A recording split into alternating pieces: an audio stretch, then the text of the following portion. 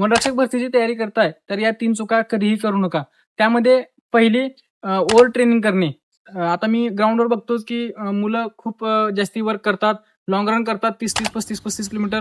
तर एवढं जास्त वर्क करायची मित्रांनो गरज नाही. स्मार्ट वर्क करा, टेक्निक वर्क करा, ज्यामुळे तुमचा परफॉर्मन्स वाढेल. त्यामध्ये दुसरी चूक सर्वजण करतात की एका सब्जेक्टसाठी 2-2, 3-3 पुस्तके घेणे. तर मित्रांनो एका सब्जेक्टसाठी एकच बुक ठेवा आणि त्याच बुकला वारंवार रिव्हिजन करा, ज्यामुळे तुमचा अभ्यास चांगला होईल आणि रिव्हिजनही चांगल्या प्रकारे होऊन पेपरचा स्कोर तुमचा वाढेल. त्यामध्ये तिसरी चूक म्हणजे सातत्य न ठेवणे.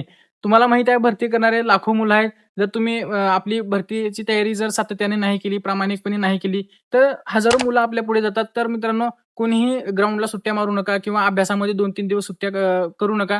ज्यामुळे तुम्ही इतर मुलांच्या स्पर्धेच्या पाठीमागे येतो. तर मित्रांनो भरती करत असताना तुम्ही सातत्याने तयारी करा, प्रामाणिकपणे करा.